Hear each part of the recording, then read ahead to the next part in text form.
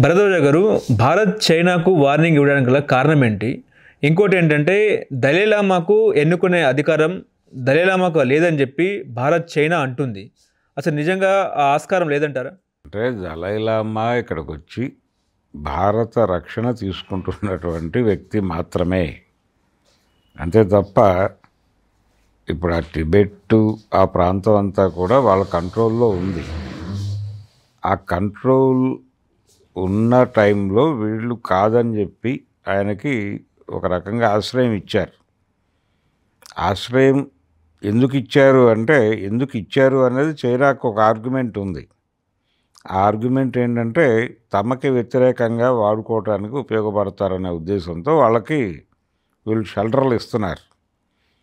దీని మీద అంతర్జాతీయ స్థాయిలో రకరకాలుగా ఐక్యరాజ్య సమితిలో కేసుల దగ్గర నుంచి చాలా జరుగుతున్నాయి. నిర్ణయాలు రాలేదు కానీ రకరకాల పద్ధతుల్లో దీని మీద అంతర్జాతీయ స్థాయిలో డిస్కషన్ అయితే ఉంది. అందుకని అంటే ఇదంతా అఖండ భారతం మాదే అనే క్లెయిమ్ చేసుకోవటం అనే కార్యక్రమం కూడా ఒకటి ఉంది భారతదేశంలో. ఈ అఖండ భారత నినాదము ఈ నేపథ్యంలో ఒక ఇది నడుస్తుంది. అలాగే చైనా వ్యతిరేకత బలంగా, అంటే చైనా మీద యుద్ధం చేసే పరిస్థితిలో అయితే లేదు భారత్, అది చాలా స్పష్టం. ఇప్పుడు పాకిస్తాన్తో యుద్ధం చేసే కండిషన్లో కూడా లేదు. అంటే ఈ యుద్ధం భారతదేశం చైనాతో ఘర్షణ పడాలన్నా, లేకపోతే పాకిస్తాన్తో ఘర్షణ పడాలన్నా, ఏ దేశంతో ఘర్షణ పడాలన్నా భారతదేశ సొంత నిర్ణయంగా అది వెలువడే అవకాశం లేదు. ఎందుకంటే మొన్నే చూసాం మనం, మొన్న పహల్గాం ఇష్యూలో మేము పాకిస్తాన్ని బద్దలు కొట్టేస్తాం, దాన్ని అఖండ భారత్లో కలిపేస్తాం, అసలు ప్రపంచ మ్యాప్లో పాకిస్తాన్ అనే పేరు లేకుండా చేస్తాం, ఇవన్నీ మాట్లాడారు. ఇన్ని మాట్లాడిన వాళ్ళు వెళ్ళి దాడులు చేశారు అక్కడ, ఉగ్రవాద శిబిరాలు అనే పేరుతో. ఈ దాడులు జరుగుతున్నటువంటి క్రమంలోనే ట్రంప్ గారు వద్దన్నారని చెప్పి ఆపేశారు యుద్ధాన్ని. ఇదే పరిస్థితి ప్రతి చోట. అంటే అగ్రరాజ్యం తాలూకా పట్టు నడుస్తోంది. ఈయన కూడా ఒక లొంగుబాటు ప్రకటించాడు. అంటే ఒక సోషల్ మీడియాలో ఒక పాట ఒకటి వైరల్ అయింది ఈ సందర్భంగా, నరేందర్ నామ్ మేరా సరెండర్ కామ్ మేరా. అదే పరిస్థితి. అంటే ఒక రకంగా లొంగుబాటు ధోరణి అంతర్జాతీయ స్థాయిలో, అంతర్జాతీయ మార్కెట్లో, అంటే భారతదేశాన్ని నడిపిస్తోంది మార్కెట్ ఎకానమీ. వరల్డ్ బ్యాంక్ రాజకీయాలు నడుస్తున్నాయి. వాళ్ళు అవసరము అనుకుంటే చైనాతో యుద్ధం చేయిస్తారు, వాళ్ళు కాదు అనుకుంటే చైనాతో కాదు బంగ్లాదేశ్తోనూ శ్రీలంకతోనూ కూడా యుద్ధం చేయనివ్వరు. వాళ్ళ అవసరాల మీద ఆధారపడి ఉంటుంది ఇది. భారత సొంత నిర్ణయాలకి ఇక్కడ తావు లేదు, ఏ దేశానికి లేదు, భారతదేశానికే కాదు, ఏ దేశానికి కూడా సొంత నిర్ణయాలు తీసుకునే పరిస్థితి లేదు. సొంత నిర్ణయాలు తీసుకోము అని భారతదేశం తన్ని తాను వెళ్ళి సరెండర్ చేసుకుంది. ఎప్పుడూ నరేంద్ర మోడీ కాదు, పివి నరసింహారావు గారు డంకెల్ డ్రాఫ్ట్ మీద సంతకం పెట్టిన రోజే భారత సార్వభౌమాధికారం అనేది వెళ్ళిపోయింది. కేవలం కాగితం మీద మాత్రమే ఉంది అది. భారతదేశంలోకి ఏ సరుకు రావాలన్నా, ఏ సరుకు వెళ్ళాలన్నా భారతదేశంతో నిమిత్తం లేకుండా జరిగిపోతోంది.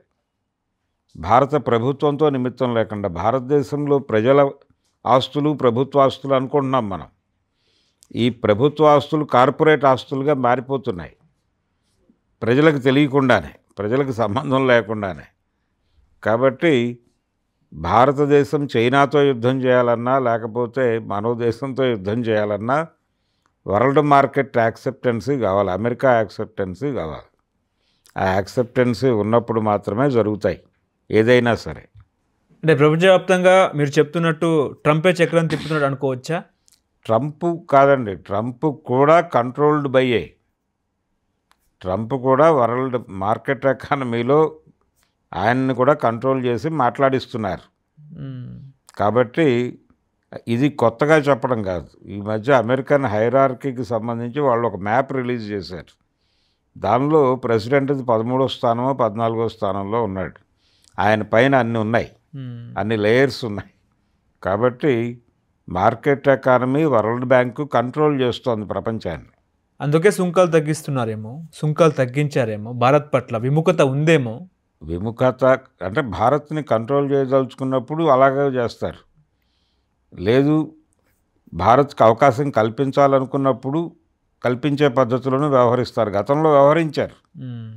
గతంలో భారత్ని ప్రపంచ మార్కెట్లోకి ఎంకరేజ్ చేశారు, కంట్రోలు చేశారు. రెండూ జరుగుతాయి. దాన్ని తెలుసు వాళ్ళకి, తెలియకుండా లేదు. అంటే కార్పొరేట్ శక్తుల బందీఖానాలో భారత్ వెళ్ళిపోయింది అనేది చర్చ, అంతేనా? కార్పొరేట్ల చేతుల్లోనే ఉంది అది. అంటే అంతర్జాతీయ కార్పొరేట్ రంగంలో మాట్లాడుకుంటే అంతర్జాతీయమే. ఇప్పుడు మార్కెట్ ఎకానమీలోకి వచ్చాం కాబట్టి ఇప్పుడు ఫార్మా క్లస్టర్లు అంటున్నాడు రేవంత్ రెడ్డి గారు. ఇంతకుముందు కేసీఆర్ గారు ఫార్మా సిటీ అనే పేరుతో ప్రభుత్వ భూములు ఇచ్చాడు. ప్రభుత్వ భూములు వెనక్కి తీసేసుకున్నాడు రేవంత్ రెడ్డి గారు.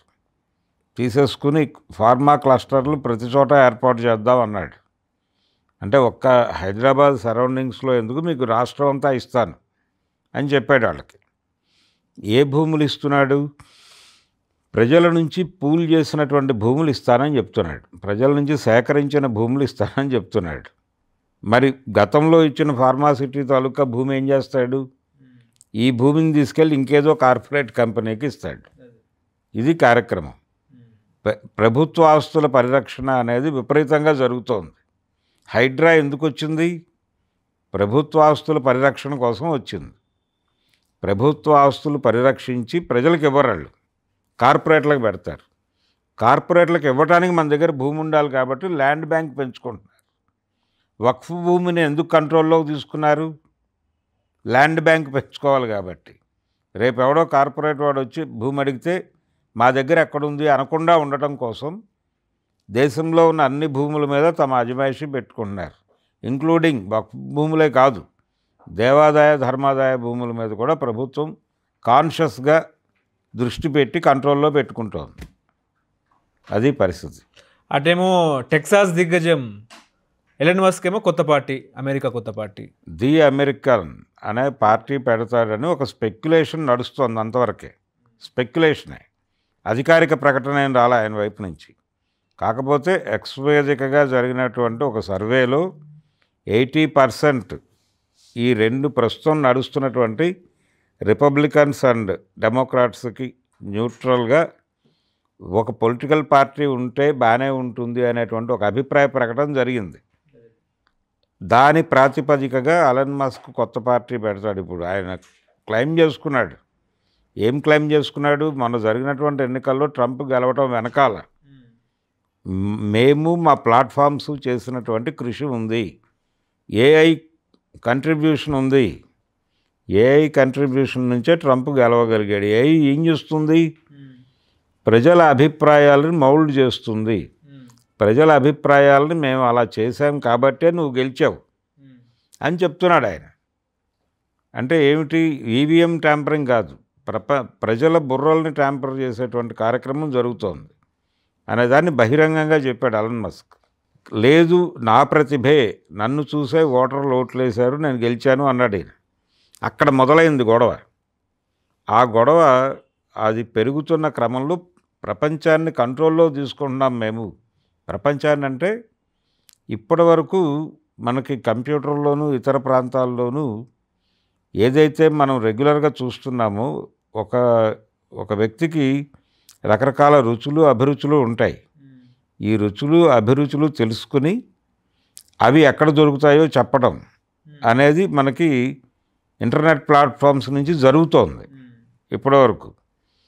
ఇప్పుడు ఇంకొక దశలోకి ఎంటర్ అవుతున్నారు వాళ్ళు.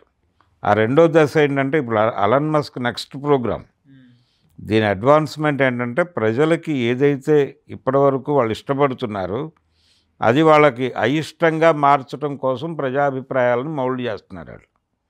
ఇప్పుడు ఒకటి ఇడ్లీ ఇష్టం, నీకు ఇడ్లీ ఇష్టం లేదు, నీకు పిజ్జా ఇష్టం, వాడి దగ్గర ఏ సరుకు ఉందో అది ఇష్టంగా మారుస్తున్నాడు. మార్చడం కోసం ప్రయత్నాలు జరుగుతున్నాయి, ప్రయోగాలు జరుగుతున్నాయి. అలాగే మొత్తం ప్రజల తాలూకా అభిప్రాయాలు అంటే మీకు ఒక ఫోన్ నెంబర్ తీసుకుంటారు మీరు, ఇది తీసుకోగానే ఇమ్మీడియట్గా ఆ పేరుతో ఒక ఫోల్డర్ ఏర్పడుతుంది ఎక్కడో సూపర్ కంప్యూటర్లో. మీ పేరుతో ఆ ఫోన్ నెంబర్ పేరుతో ఒక ఫోల్డర్ ఉంటుంది. ఈ ఫోన్ నెంబర్ పేరుతో రకరకాల యాప్స్లో జరిగే యాక్టివిటీస్ అన్నీ అందులోకి వెళ్ళిపోతాయి.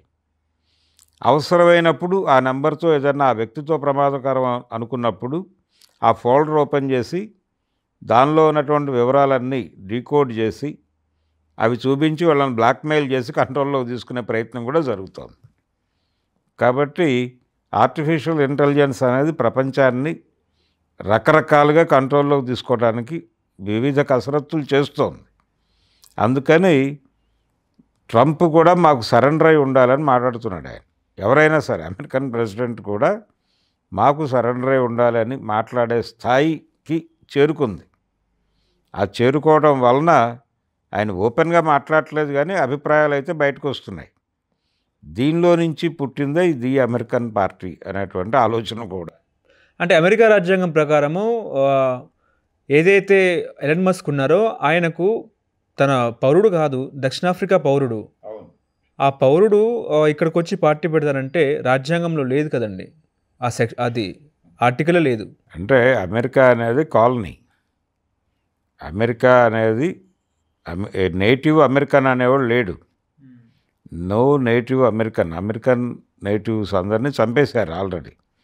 రెడ్ ఇండియన్స్ అనే పేరుతో ఉండేవారు, వాళ్ళని చాలా వరకు చంపేశారు. ఇప్పుడు అది ప్రధానంగా ఇంగ్లాండ్ కాలనీ. వాషింగ్టన్ అనేవాడు ఇంగ్లాండ్ మీద దెబ్బలాడి ఆ దేశానికి స్వతంత్రం తీసుకున్నాడు.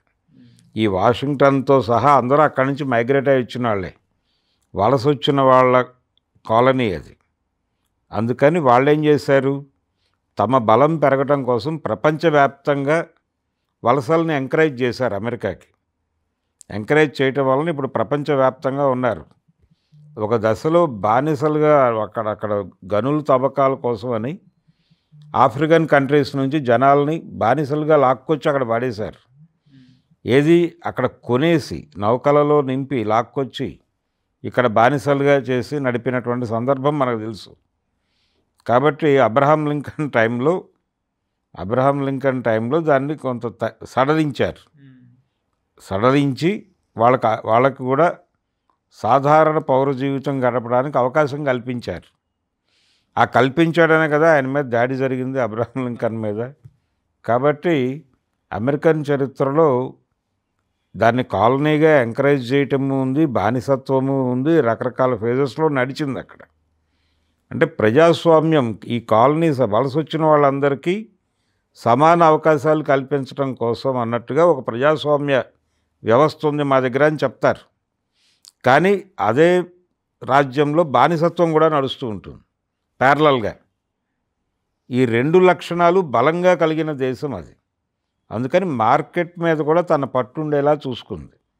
వ్యాపారమే ప్రధాన లక్ష్యం. అందుకని అమెరికా చాలా ప్రమాదకరమైనటువంటి దేశం. అది ఆయుధాలు తయారు చేయటం కాదు, యుద్ధాలను కూడా ఉత్పత్తి చేస్తుంది. యుద్ధాలని ఉత్పత్తి చేసి తన ఆయుధాలు ఎక్కడ అమ్ముకోవాలో అక్కడ అమ్ముకుంటుంది. అమెరికాను చూసి వాత పెట్టుకుని నాశనమైంది సోవియట్ రష్యా. కాబట్టి చైనా ఆ ఏరియాకి వెళ్లకుండా తనదైనటువంటి పద్ధతిలో ఎదుగుతూ అమెరికాని భయపెడుతోంది. ఇప్పుడు అమెరికాకి ప్రధానంగా ఇప్పుడు ఇబ్బంది కలిగిస్తున్న ప్రపంచవ్యాప్తంగా ఉన్న దేశాల్లో అదొకటే కారణం. వాళ్ళకు ఒక ఆల్టర్నేటివ్ ప్లాను, ఆల్టర్నేటివ్ వాళ్ళు అమెరికాని కాపీ కొట్టడం లేదు, అదొక మోడల్గా డెవలప్ అవుతోంది.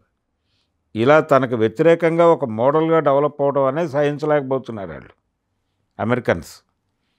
అందుకని అమెరికాలో అమెరికన్ పౌరుడు కాదు ఎలన్ మస్క్ అనడానికి ఏమీ లేదు. అక్కడ ఎవరైనా పార్టీ పెట్టుకోవచ్చు, ఎవరైనా ఏదైనా చేయడానికి అవకాశాలు కలవు. ఆయన ప్రధాన వ్యాపార కేంద్రం అక్కడే ఉంది. ఎలన్ మస్క్ను విపరీతంగా వాడుతోంది కూడా వాళ్ళే. ఆర్టిఫిషియల్ ఇంటెలిజెన్స్ కావచ్చు, లేకపోతే ఈ ప్రజల మెదళ్ళని కంట్రోల్లోకి తీసుకునే ప్రయత్నం కావచ్చు, బ్రెయిన్ కంట్రోల్ టెక్నాలజీ అని ఒకటి డెవలప్ అవుతోంది. ఆ కార్యక్రమం కూడా వీళ్ళ వైపు నుంచే జరుగుతోంది. ఈ ప్రాజెక్టులు అన్నిటికీ వాళ్ళ అవసరం. ఏఐ అవసరం అమెరికాకి విపరీతంగా ఉంది అనే విషయం తెలుసు కాబట్టి ఆయన ఓవర్ యాక్షన్ చేస్తున్నాడు. హలో, తెలుగు రాజ్యం ఛానల్ చూస్తున్నారా? సామాజిక, రాజకీయ, జీవన చిత్రణే తెలుగు రాజ్యం. అతిశయోక్తులు అసత్యాలు ఉండవు. రాజకీయ కోణం కాదు, ప్రజా కోణమే కొలబద్ద. తెలుగు రాజ్యం వీక్షణ మీ ఉత్తమ అభిరుచికి నిదర్శనం.